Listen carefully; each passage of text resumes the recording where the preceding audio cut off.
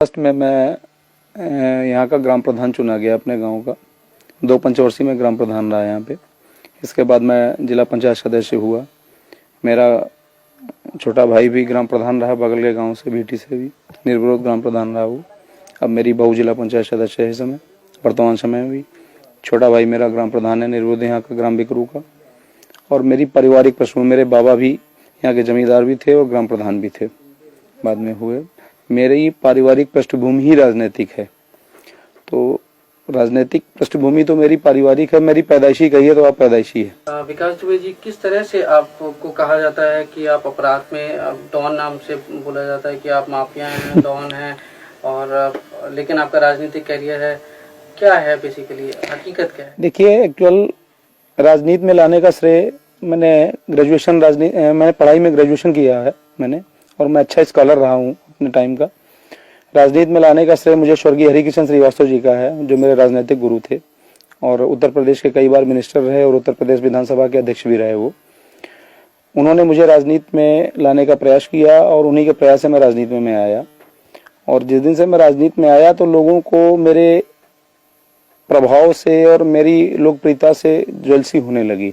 आज तक कोई भी ऐसा मामला नहीं है जिसको मैंने अपने हाथ से मैंने कोई अपराध किया हो या मैंने कोई अपराध को बढ़ावा दिया हो। अपराध से मेरा कोई दूर दूर से रिश्ता नहीं है। मेरी राजनीतिक वर्चस्व की जंग है जो मेरे जिंदगी तक और मेरे मरते दम तक जारी रहेगी। लेकिन इस राजनीतिक वर्चस्व की जंग में बम, गोली और हत्या ये सब चलता नहीं, ऐसा नहीं है। हमारे यहाँ हमारी राजनीतिक जंग में कभी भी ऐसा कुछ भी नहीं हुआ कि मैंने किसी को मरवाया हो या किसी को मारा हो या किसी को मारने के लिए प्रेरित किया हो। किसी के ऊपर आरोप लगा देना, आप तो समझते हैं कि उत्तर प्रदेश में होता क्या है कि मर्डर कहीं होता है, फंसाए कई लोग जाते हैं। मर्डर कोई करता है, उसके भाई, उसके खानदान, उसके परिवार, उसके सब सारे लोगों को फंसाया जाता है। ये एक उत्तर प्रदेश की एक ये ट्रेंड बन गया है लोगों का राजनीति में फंसाने का, और उसी का मैं शिकार हुआ हूँ। श्रम राज्य मंत्री संतोष शुक्ला का हत्या का आपके ऊपर आरोप लगा, उस वक्त आप कहाँ थे? क्या वो हत्या आपने की? जी नहीं, जिस दिन उनकी हत्या हुई थी उस समय मैं थाने में अपनी FIR लिखाने गया हुआ था। मेरे ऊपर अटैक हुआ था। उसके बाद मैं जब वहां से चला आया, जब अपने ऊपर अटैक किया मेरे ऊपर, मैं उस दिन कानपुर जा रहा था अपनी पत्नी को लेकर। वो बीमार थी, उनको किडनी पेन था। रास्ते में मेरे ऊपर बम से अटैक किया गया, बम और गोलियां चलाई गई मेरी गाड़ी पर। तो मैं उसकी FIR, जब मैंने SP कानपुर देहात को फोन किया कि मेरे ऊपर इस तरीके से घटना हुई, तो उन्होंने मुझे कहा कि आप वहीं रुकिए, मैं फोर्स भेज रहा हूँ। फोर्स मुझको वहां से लेके आया, मैंने थाने में FIR लिखाई और मैं चला आया। इसके बाद थाने में जिन मंत्री जी का आप नाम ले रहे हैं, वो मंत्री जी किन्हीं कारणों से अपना पहुंचे और उन्होंने किसी तरीके से पुलिस से उलझाव किया। वहां लोगों से उनकी कहासुनी हुई। इसके बाद क्या हुआ क्या नहीं हुआ उससे मेरी जानकारी नहीं है। उनकी हत्या की जानकारी या उनके मरने की जानकारी मुझे लखनऊ में हुई। हत्या के कई चश्मदीद थे। मनोज शुक्ला, जो संतोष शुक्ला मंत्री के भाई थे, उन्होंने आपको देखा था कि आपने गोली मारी है? नहीं, ऐसा कुछ नहीं। ये देखिए, इस बात को तो अदालत में इसका ट्रायल हो चुका है मुकदमे का, और अदालत में इस चीज साबित हो चुकी है कि मनोज शुक्ला पेशबंदी में उनसे, मनोज शुक्ला के साथ जितने उनके गनर, संतोष शुक्ला जी के साथ गनर, शैडो ड्राइवर और उनके प्राइवेट लोग थे, उन्होंने सारे ने गवाही दी कि जिस समय संतोष शुक्ला का मर्डर हुआ उस समय विकास दुबे या जो लोग आरोपित लोग हैं इनके परिवारजनी, ये लोग मौके पर नहीं थे। इनका नाम पुलिस के कहने पर FIR में लिखाया गया। जैसा पुलिस ने कहा मैंने वैसा FIR में लिखाया। अब वो मुकदमा ट्रायल होने के बाद भी उसमें दोष मुक्त हो चुके हैं सारे लोग, और उस मुकदमे की कार्रवाई सारी जो कुछ थी वो समाप्त हो चुकी है। मैंने अदालत में सरेंडर किया, न्याय में मेरा विश्वास था, मैंने अदालत में सरेंडर किया और उस मुकदमे को फेस किया। सारे ट्रायल को, जितने दिन ट्रायल रहा मैं अंदर रहा। मैंने ट्रायल पे मेरा जब ट्रायल हो गया, मैं समाप्त हुआ, मेरा मुकदमा खत्म हुआ, उस समय मैं जेल के बाहर आया। विकास दुबे जी, आप इस बात से सहमत हैं कि संतोष शुक्ला मंत्री जो थे जी, उनसे आपकी डायरेक्ट चुनावी रंजिश थी? नहीं, ऐसा मेरी उनकी कभी कोई रंजिश, यहाँ तक कि मेरा कभी कोई गाली गलौज तक नहीं हुआ उनसे। हाँ, राजनीतिक वर्चस्व की जरूर लड़ाई थी। टॉन है, क्या आप मानते हैं? नहीं, ऐसा कुछ भी नहीं है। मेरी ओपिनियन, आप क्षेत्र में जाइए, हमारे कम से कम विधानसभा, अगर पूरे जिले में नहीं जा पाते हैं तो कम से कम मेरी विधानसभा में जाके और प्रति गाँव एक आदमी से सर्वे करिए। खाली विकास दुबे के बारे में व्यक्तिगत है, विकास दुबे का एक काम देखिए। विकास दुबे इस क्षेत्र के सबसे बड़े लैंडलॉर्ड हैं। हमारे पास सारे हैं। मैं स्वयं की खेती कराता हूँ, स्वयं का मेरा व्यापार है, स्वयं का मेरा स्टेट कॉर्पोरेशन का काम है। मेरा आर्थिक भी है। आज तक मैंने कोई आर्थिक ऐसा नहीं कि मैंने कोई आर्थिक अपराध कराया हो, किसी अपराध में संलिप्त रहा हूं। आरोप लगा देने से ही कोई अपराधी उड़ान नहीं हो जाता है। विकास दुबे के वर्चस्व को कम करने के लिए ये सारे मुकदमे फर्जी लगाए गए, जो कि अदालत में सारे खत्म हो चुके हैं। 2-4 मुकदमे भी ट्रायल पर हैं, जिनका मैं फेस कर रहा हूं, और ट्रायल होने के बाद जो भी अदालत निर्णय करेगी उसको मान्य करूंगा। मैं एक चीज जानना चाहता हूँ, छात्र जीवन से लेके अब तक आपके ऊपर कितने मुकदमे लगे गए, कितने में आप बरी हुए, कितने अभी आपके ऊपर चल रहे हैं? मेरे हिसाब से 45 मुकदमे आज तक मेरे ऊपर खिलाफ कायम किए गए। किस तरह के? गैंगस्टर के हैं, गुंडा एक्ट के हैं, पुलिस के। अभी आपने बताया सहारनपुर में साहब दिखाया कि साहब वो गैंगस्टर में वहां से वांछित थे, तो चूरन, नशे का चूरन खा रहे थे आप।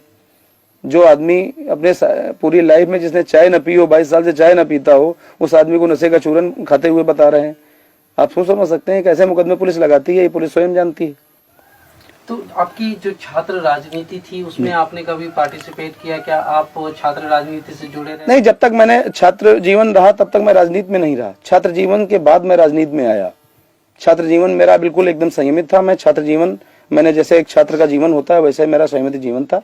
अरे ये बताएं, आपके बारे में ये भी कहा जाता है कि छात्र राजनीति में आप चुनाव लड़वाने का काम करते थे। यस, हाँ। क्या है वो? नहीं, मैं चुनाव लड़वाता था, ये बात सही है। चुनाव में अपने कैंडिडेट लगाता था, अपने कैंडिडेट को सपोर्ट करता था, चुनाव जिताता था। ये आप मान लीजिए कि हो सकता है ये गॉड गिफ्टेड भी रहा हो मेरे साथ, क्योंकि मुझे राजनीति से छात्र जीवन में ही कुछ मेरे अंदर जम्स आ गए थे कि नहीं है, किसी को प्रेसिडेंट बनाना है अपने यार मित्र को, या ये आदमी अच्छा है, इस काबिल है, किसको प्रेसिडेंट बनाया जाए, इसको महामंत्री बनाया जाए। लेकिन ये भी कहा जाता है कि आप इसी राजनीति से इतने प्रेरित हुए कि आपने संतोष शुक्ला को बीच थाने में इतने सारे लोगों की भीड़ में मारा, जो आप पे आरोप लगे, और आप हाईलाइट होना चाहते थे, इसीलिए आपने ये सब कारनामे किए। ये कहाँ तक सच है? देखिए, ये सब मनगढ़ंत बातें हैं और बेबुनियाद बातें हैं। संतोष शुक्ला की ना तो मैंने हत्या की और ना कभी मैंने उनका हत्या का ख्याल लाया मेरे जीवन में, और मैं भी उनसे, जिन लोगों ने हत्या की है उनसे मैं सहमत नहीं हूँ। किन्हीं लोगों ने भी की हो उनकी हत्या, क्योंकि राजनीति में वर्चस्व में इतनी है। लेकिन संतोष शुक्ला की छवि चूंकि हमारे यहाँ अच्छी नहीं थी। संतोष शुक्ला के, विकास दुबे के कोई दुश्मन नहीं थे। संतोष शुक्ला ने जिन 50 लोगों को, हजारों लोगों को यहाँ जबरिया जेल में बंद कराया, फर्जी मुकदमे लगवा के, हो सकता है उन्हीं में से कोई उनका इंटेंशन रहा हो। और इवन यहाँ तक मालूम है कि संतोष शुक्ला के परिवार में, खुद संतोष शुक्ला ने 4 मर्डर करा रखे हैं अपने परिवार में। ये शायद आपको जानकारी नहीं होगी, मैं आपको व्यक्तिगत जानकारी बता रहा हूँ। संतोष शुक्ला ने अपने 2 भाइयों और अपने चाचा का मर्डर भी करा रखा है अपने गाँव में, और इनके गाँव के लोग भी इनके विरोधी हैं। वो हमारी विधानसभा के रहने वाले नहीं थे, लेकिन इनके गाँव के, और आज भी उसमें से एक आदमी फरार है। इनकी हत्या के उद्देश्य से फरार हुआ था रमाकांत शुक्ला, जो इनके परिवार का ही है, ग्राम प्रधान था इनके गाँव का, और वो इनकी हत्या के उद्देश्य से कसम खा के ही फरार हुआ था। हो सकता है उसने भी मौके का फायदा उठाया हो। एक चीज और भी है कि जब उनकी हत्या होगी, आप इतने चर्चित हुए, पूरे देश में आपका नाम हुआ, तो उसके बाद आप वसूली का कारोबार करने लगे, आप लोगों को जो है। आज तक कोई ऐसा प्रमाण नहीं है, सरकारी तौर पर या लिखित तौर पर भी ऐसा कोई प्रमाण नहीं है, और विकास दुबे को ऐसी जरूरत भी नहीं है। विकास दुबे को ऊपर वाले ने जो दे रखा है उसमें विकास दुबे संतुष्ट है।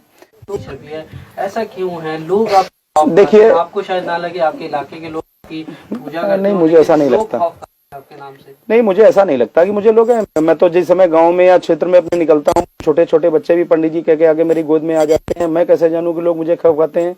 और दूसरी बात मैं आपको बताऊं, खौफ से सिलेक्टेड हुआ जा सकता है, इलेक्टेड नहीं हुआ जा सकता है। इलेक्टेड आदमी वही हो सकता है, और आज तक मैं कभी सेलेक्ट होके कोई मैं नेता नहीं बना, ना मैंने पाया।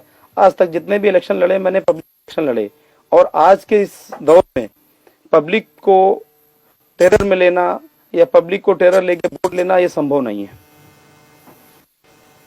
तो अभी आप नेक्स्ट क्या करेंगे? एमएलए का चुनाव लड़ेंगे या नहीं? मेरी आकांक्षा तो यही है कि मैं स्वस्थ हो जाऊं जल्दी, और स्वस्थ होने के बाद मेरे हाई कमान से मुझे निर्देश भी है कि जितनी जल्दी स्वस्थ हो जाएं, आपको इलेक्शन लड़ना है। आप जिस समय स्वस्थ हो जाएं, हाई कमान रिपोर्ट करिए, आपको क्षेत्र दिया जाता है, जिस क्षेत्र के लिए आपको कहा जाता है उस क्षेत्र में आके आप चुनाव की तैयारी कीजिए। आपको अपनी सुरक्षा को लेकर कोई चिंता होती है? आपके तो बहुत दुश्मन होंगे। तो देखिए, राजनीति में आज तक कितने लोगों की हत्याएं हुई, सबको सुरक्षा मिली हुई थी। जब ऊपर वाला जब तक नहीं चाहेगा तब तक किसी की हत्या नहीं हो सकती। जब ऊपर वाला किसी के ऊपर ठीक होता है तब ठीक है। अगर हमने गलत काम किए होंगे तो मेरी हो सकता है हत्या भी हो सकती है। अगर मैंने अच्छे काम किए होंगे तो हो सकता है ऊपर वाला हमको भी लोगों की सेवा करने के लिए जिंदा भी रखेगा। लेकिन फिर भी सुरक्षा को लेके आप क्या एहतियात बरतते हैं? क्या सरकारी सुरक्षा आपने मांगी? देखिए, मुझे अभी तक सरकारी सुरक्षा प्राप्त थी इस गवर्नमेंट में। 11 दिसंबर 2004 तक 4 जनवरी 2005 तक मुझको सरकारी गनर प्राप्त था। एक बार नहीं, 3 4 बार प्राप्त रहा मुझे। लेकिन कुछ राजनीतिक कारणों से मेरा गनर वापस ले लिया गया, इसलिए मुझे व्यक्तिगत सुरक्षा अपनी रखनी पड़ती है। और चूंकि आप जानते हैं, उत्तर प्रदेश की राजनीति में राजनीति करने वाले आदमी को या चर्चित आदमी को अपने राजनीति से ज़्यादा अपने सुरक्षा की चिंता होती है, लेकिन मैं उतना भी चिंतित नहीं होता हूँ। सुरक्षा अपनी जगह है, चिंतित है, क्योंकि मुझे ये विश्वास है कि मैंने पब्लिक में ऐसा कोई गलत काम नहीं किया है जो जनता ये करे। लेकिन चूंकि राजनीति में सुरक्षा सिक्योरिटी करना कोई बुरी बात नहीं है, तो इसलिए अगर मैं अपनी सुरक्षा रखता हूं तो इसमें कोई हर्ज नहीं होना चाहिए किसी को। भाई जी, ये बताएं, छात्र राजनीति आजकल क्या गंदी हुई है? क्या उसमें देखिए, हिंसा का बढ़ावा लेके? देखिए, मैं आपकी बात समझ गया पूरी इतनी बात में ही। देखिए, जिनको राजनीति में मठाधीश कहा जाता है, उन लोगों का सीधा दखल छात्र राजनीति में है, जो अपने उल्लू सीधे करते हैं छात्रों के जरिए से। और ये दखल, मठाधीशों का दखल छात्र राजनीति में कतई नहीं होना चाहिए, इसका मैं विरोधी हूँ। छात्र राजनीति एक प्राथमिक सीढ़ी है और वो बिल्कुल पाक साफ होनी चाहिए। क्योंकि जब बच्चा शुरुआत में बेसिकली पढ़ने जाता है, प्रेप या नर्सरी में, जो शिक्षा उस समय उसको प्राप्त होती है वही उसकी आखिरी तक ग्रेजुएशन और पोस्ट ग्रेजुएशन, एमटेक, बीटेक तक चलती है। अगर किसी आदमी की नींव ही खराब कर दी जाएगी, छात्र राजनीति में अगर मठाधीशों का दखल रहेगा तो छात्र राजनीति कभी भी पाक साफ सुथरी नहीं रहेगी। लेकिन एक मठाधीश मेरे सामने बैठे हैं, उनका भी दखल रहा है छात्र राजनीति में। उन्होंने भी अपने कैंडिडेट खड़े किए, उन लोगों को जिताया बाकायदा। जब तक मैं जब तक स्टूडेंट था तब तक मैं राजनीति में, छात्र राजनीति में मेरा इंटरेस्ट रहा। जिस दिन से मैंने स्टूडेंट लाइफ मेरी समाप्त हुई, उस दिन से मैंने छात्र राजनीति में कभी दखल नहीं रखा। पर राजनीति में मठाधीश बनना कोई बुरी बात तो नहीं है, लोग बनते हैं। और नहीं, मेरी समझ में बुरी बात है।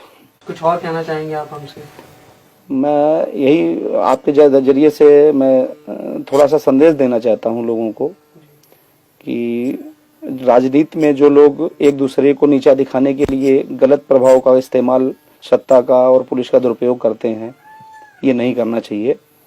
किसी भी अच्छे व्यक्ति को आगे बढ़ने से रोकने के लिए ये रास्ता अच्छा नहीं है। अगर किसी को इस तरह रोकना है तो उसके राजनीतिक प्रभाव को कम करिए, उसकी खामियां पब्लिक में बताइए।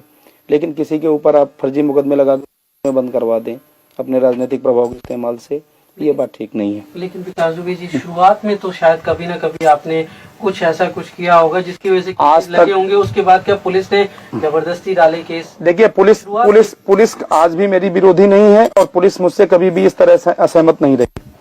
मैं ग्राम प्रधान रहा, बराबर पुलिस दरवाजे आती है, बराबर क्षेत्र के एसओ सीओ साहब जो भी हों, जो बुलाते हैं, मैं आज भी थाने जाता हूँ। मैं कोई पुलिस से मुंह नहीं छिपाता हूँ। लेकिन जो मेरा सवाल है वो ये है कि शुरुआत में तो जरूर आपसे कुछ गलतियां हुई होंगी, जिसका बाद में जो है लंबे अरसे में पुलिस ने उसको ध्यान में रखते हुए और केसेस थोपे होंगे, चाहे वो राजनीतिक। देखिए, पुलिस ने जो कुछ भी किया मेरे साथ, वो राजनीतिक दबाव में किया। पुलिस ने व्यक्तिगत रूप में मैंने ऐसा कोई काम किया और न पुलिस ने। देखिए, पुलिस को सिर्फ निर्देशित करके उनको दबाव देकर उनसे गलत कराया गया। पुलिस ने जानबूझकर मेरे साथ कोई गलत काम नहीं किया। उत्तर प्रदेश और बिहार में राजनीति में, पुलिस में राजनीति का इतना ज्यादा दखल है कि आगे चल के राजनीतिज्ञों को लेके पब्लिक जूता लेके दौड़ेगी, राजनीति करने वालों को पसंद नहीं करेगी। किसी दिन हिंदुस्तान में 2 स्टेट ऐसे हैं आपके, ये इनमें राजनीतिज्ञों को देखना पब्लिक पसंद नहीं करेगी। राजनीति करना तो दूर रही, राजनीतिज्ञों को देखना पब्लिक पसंद नहीं।